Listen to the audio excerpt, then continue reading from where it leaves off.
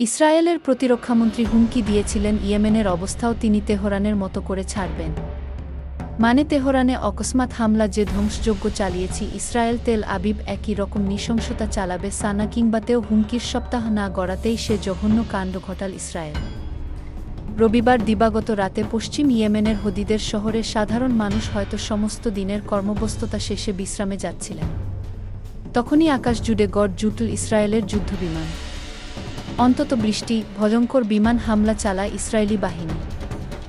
লক্ষ্যবস্তু ছিল হুদাইদা ও আশপাশের কৌশলগত গুরুত্বপূর্ণ বন্দরগুলো। এই আগ্রাসনের পাল্টা জবাব দিতে বেশি দেরি করেনি। ইয়েমেনের হুথি বিদ্রোহীরা রাত গভীর হতেই তাদের ক্ষেপণাস্ত্র আঘাত হানে। ইসরায়েলি ভূখণ্ডে ক্ষতির এক বিবৃতিতে জানানো হয়, আমাদের জনগণ এবং আমাদের জাতির স্বাধীনতাপ্রেমী মানুষেরা আমরা আশ্বস্ত করছি, আমরা সম্পূর্ণ প্রস্তুত এবং আগ্রাসন রুখে দিতে আমরা বদ্ধপরিকর।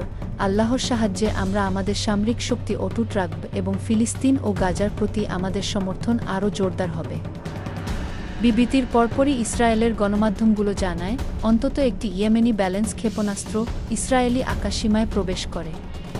এর ফলে আতঙ্ক ছড়িয়ে পড়ে পশ্চিমটির আল-কুদ সহ একাধিক এলাকায় বেজে ওঠে সাইরেন। নিরাপত্তা বাংকারে ছুটে যান 1000 ও ইসরায়েল নাগরিক। সবচেয়ে বড় চমক দেখা যায় তেল আবিবের বেনগুরিয়ন বিমানবন্দরে আতঙ্কে তাৎক্ষণিকভাবে বন্ধ করে দেওয়া হয় সব ধরনের ফ্লাইট। এমনকি সাময়িকভাবে স্থগিত রাখা হয় আন্তর্জাতিক বিমান চলাচলও।